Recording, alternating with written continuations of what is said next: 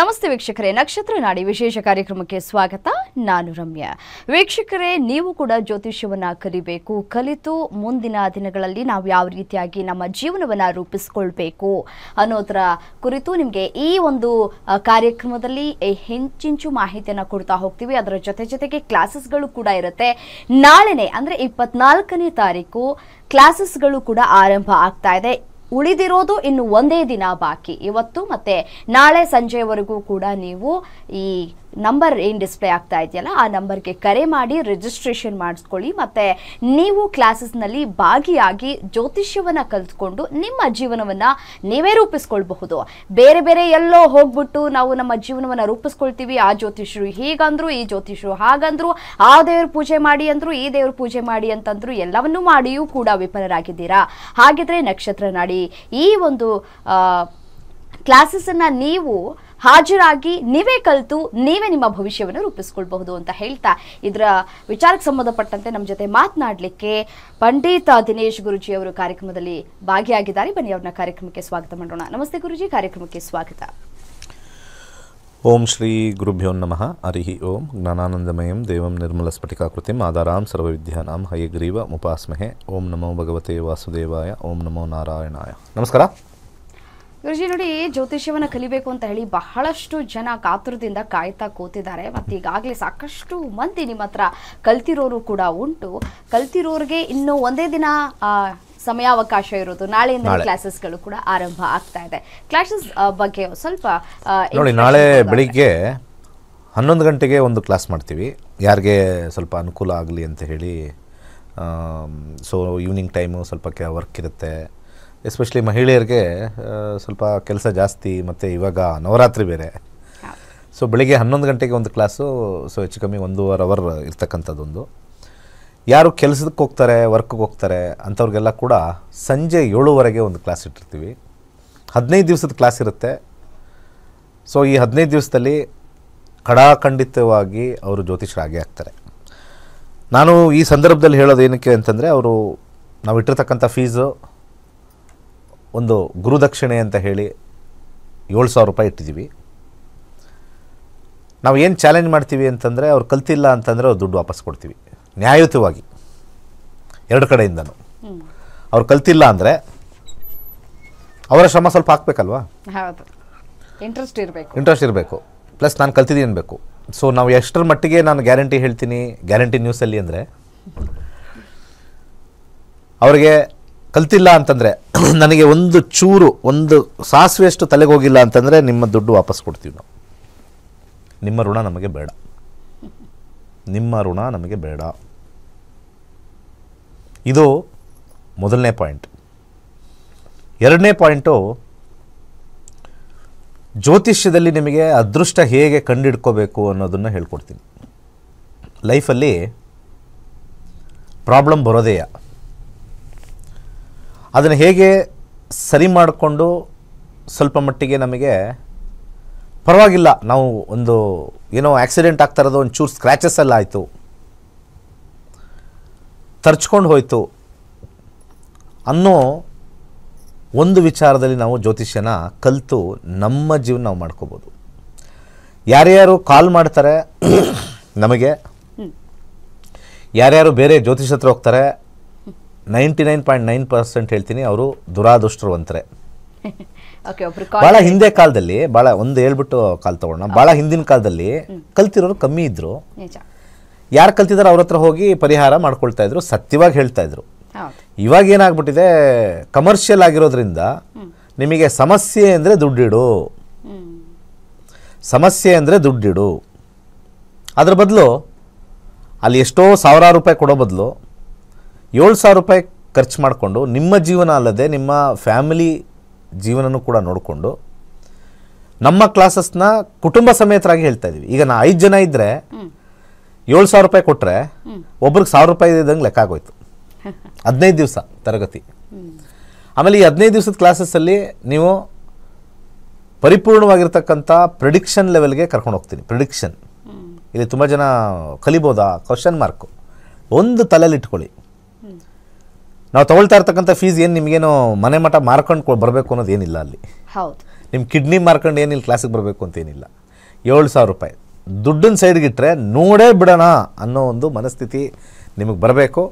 ಅದೃಷ್ಟದ ಬಿಂದುಗಳಿರುತ್ತೆ, ಹೇಗೆ ನಾವು ಅದನ್ನು ಆ್ಯಕ್ಟಿವೇಟ್ ಮಾಡ್ಕೋಬೇಕು ಅನ್ನೋದನ್ನು ನಿಮಗೆ 15 ದಿವಸ ಕ್ಲಾಸಲ್ಲಿ ಬರುತ್ತೆ. ಅಂದರೆ ನೀವು ಕೋಟ್ಯಾಧೀಶ್ವರ ಮಾಡಿಬಿಡ್ತೀನಿ ಅನ್ನೋದಲ್ಲ. ಈಗ ನಮಗೆ ಕಷ್ಟದ ಪರಿಸ್ಥಿತಿ ಬಂದ್ಬಿಟ್ಟೆ, ಈಗ ನಮಗೆ ಒಂದು ಕೆಲಸನೂ ಸಿಗ್ತಾ ಇಲ್ಲ, ಅಟ್ಲೀಸ್ಟ್ ಆ ಪರಿಹಾರ ಮಾಡಿಕೊಂಡ್ರೆ ಒಂದು ಸಣ್ಣ ಕೆಲಸನೂ ಸಿಗುತ್ತೆ. ಇದು ಅರ್ಥ ಮಾಡ್ಕೋಬೇಕು. ತುಂಬ ಜನ ಜ್ಯೋತಿಷ್ಯ ಅಂದ ತಕ್ಷಣ ತಪ್ಪು ಕಲ್ಪನೆಯಲ್ಲಿದ್ದಾರೆ. ಅದೇನೋ ನೀರು ಮುಳುಗೋನಿಗೆ ಒಂದು ಹುಳ್ಕಡ್ಡಿ ಸಿಕ್ಕರೂ ಬದುಕ್ತಂಗೆ ಅಂತ ಹೇಳ್ತಾರಲ್ಲ, ಆ ರೀತಿಯಾಗಿರ್ತಕ್ಕಂಥ ಜ್ಯೋತಿಷ್ಯದಲ್ಲಿ ಸ್ವಲ್ಪ ಸೀಕ್ರೆಟ್ಸ್ ಇದ್ದಾವೆ.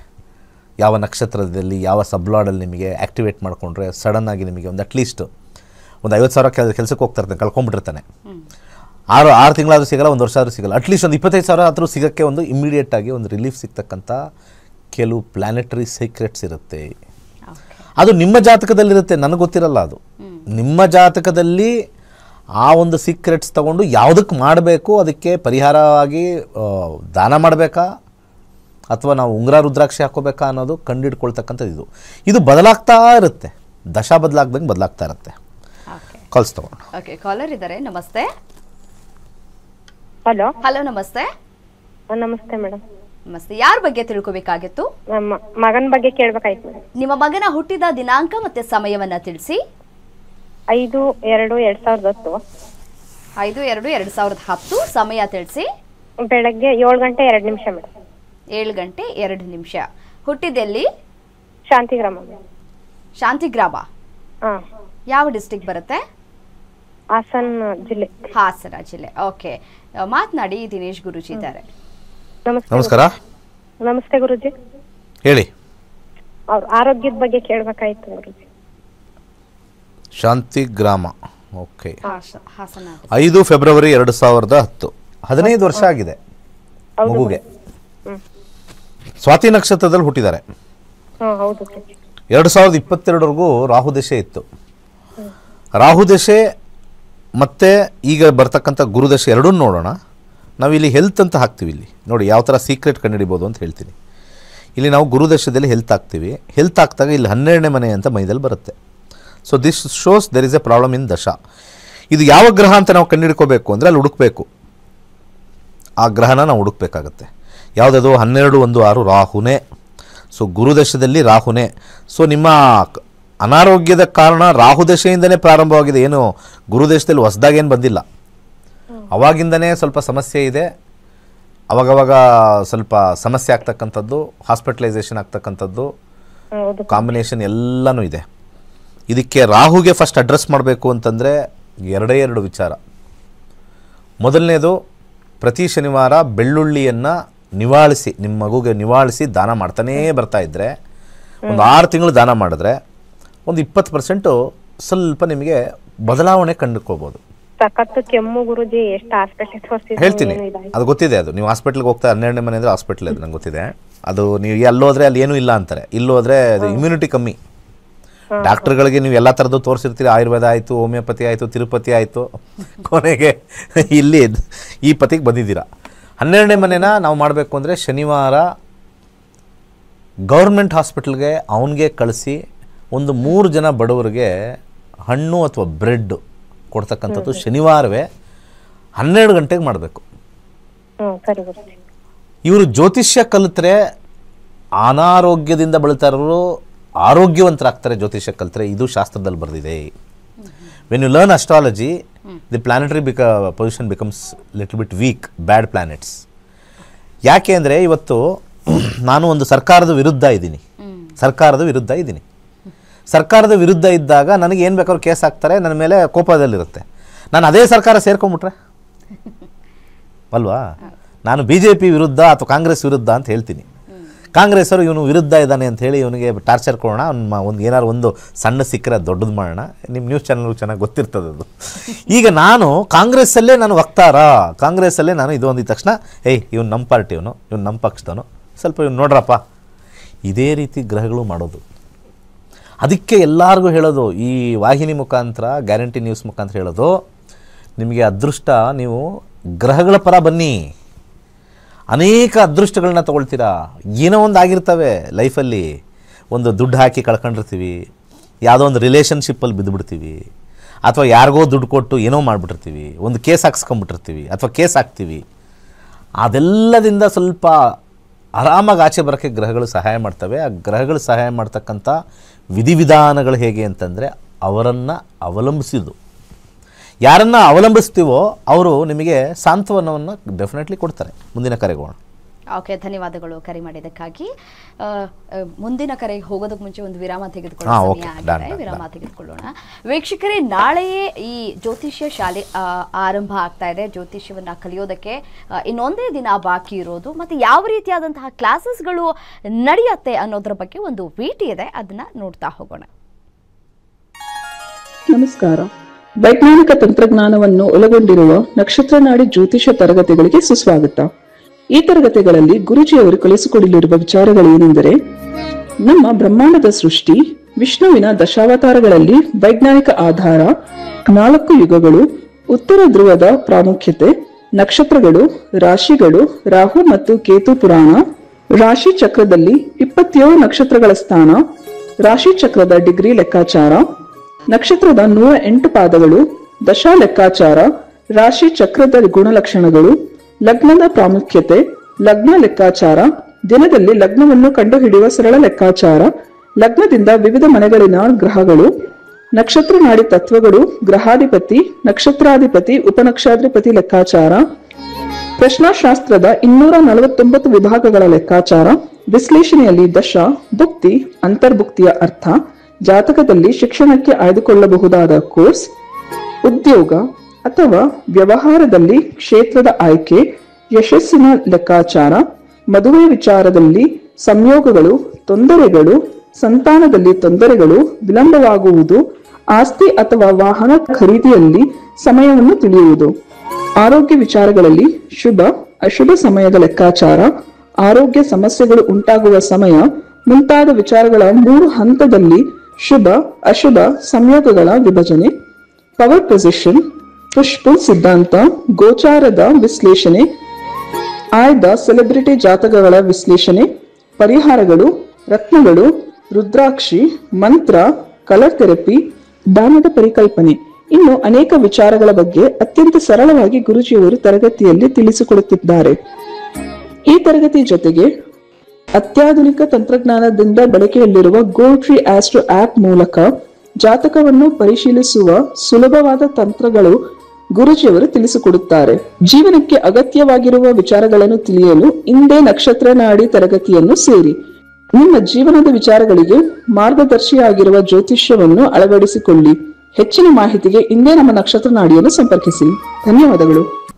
ವಿರಾಮದ ನಂತರ ನಕ್ಷತ್ರ ನಾಡಿ ಕಾರ್ಯಕ್ರಮಕ್ಕೆ ಸ್ವಾಗತ. ಒಬ್ರು ಕಾಲರ್ ರೆಡಿ ಇದ್ದಾರೆ, ಮಾತನಾಡಿಸ್ಬಿಡೋಣ. ಹಲೋ ನಮಸ್ತೆ. ಹಲೋ ನಮಸ್ತೆ.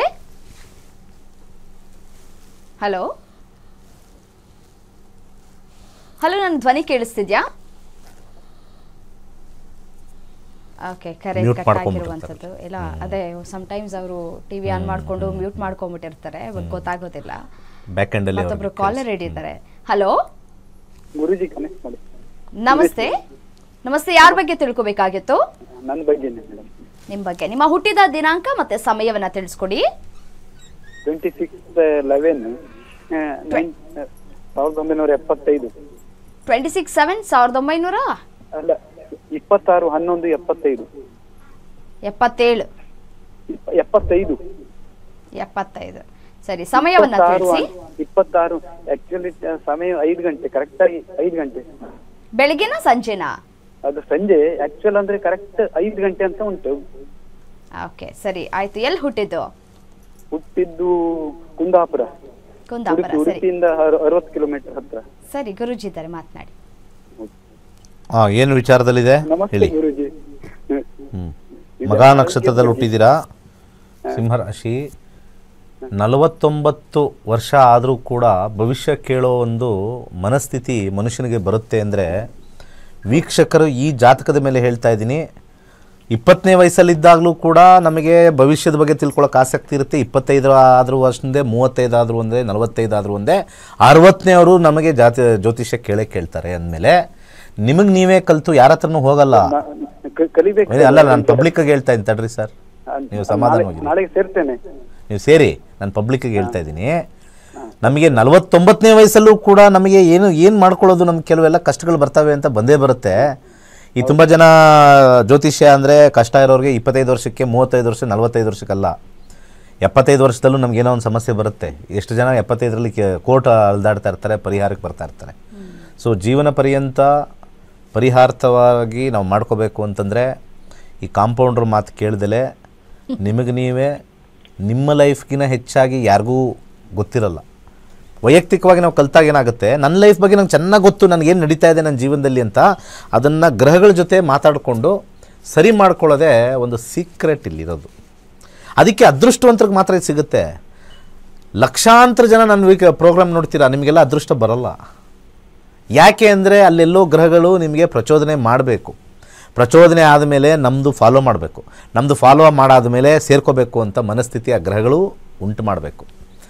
ಅಲ್ಲಿ ದೇವರ ಆಶೀರ್ವಾದ ಇರುತ್ತೆ, ನಡಿ ನಿನಗೆ ಆಶೀರ್ವಾದ ಇದೆ, ನಿನಗೆ ಒಂದು ಪರಿಹಾರ ಇದೆ, ಇಲ್ಲಿ ಸೇರು ಅಂತ. ಇನ್ನು ಕರ್ಮ ಕಳೆದಿಲ್ಲ ಅಂತಂದರೆ ನಕ್ಷತ್ರ ನಾಡಿ ಕಲಿಯೋಕ್ಕೆ ಸ್ವಲ್ಪ ಕಷ್ಟ ಅಂತ ನನಗೆ ಭಾಳ ದಿವಸ ಆದಮೇಲೆ ಅನುಭವ ಆಗಿದ್ದಿದ್ದು. ತುಂಬ ಜನದ ಕರ್ಮ ಕಳೆದಿಲ್ಲ, ಇನ್ನೂ ಸ್ವಲ್ಪ ಹಾಳಾಗಬೇಕು ಅಂತ ಕೆಲವ್ರಿಗೆ ಇರ್ತವೆ. ಅದು ನನಗೆ ಅರ್ಥ ಆಗಿಲ್ಲ, ಯಾಕೆ ಜನ ಬಂದು ಅವ್ರು ಪರಿಹಾರ ಮಾಡ್ಕೋಬೇಕು ಅಂತಂದರೆ ಅವಾಗ ಅರ್ಥ ಆಯಿತು, ದೇರ್ ಇಸ್ ಸಮಥಿಂಗ್ ಕರ್ಮ ವಿಚ್ ವರ್ಕ್ಸ್. ಭಗವಂತನಿಗೆ ಇಷ್ಟ ಇಲ್ಲ ಅವ್ರ ಕರ್ಮನ ತಿಳ್ಕೊಳ್ಳೋಕ್ಕೆ, ತೋರ್ಸೋಕ್ಕೆ. ಇನ್ನೂ ಅನುಭವಿಸ್ಲಿ ನನ್ನ ಮಗ.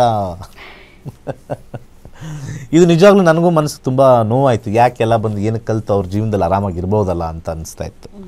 ಈಗ ಸದ್ಯಕ್ಕೆ ನಿಮಗೆ ನಡೀತಾ ಇರ್ತಕ್ಕಂಥ ದಶ 2019 ಆದಮೇಲೆ ರಾಹು ದಶೆ ಪ್ರಾರಂಭವಾಗಿದೆ.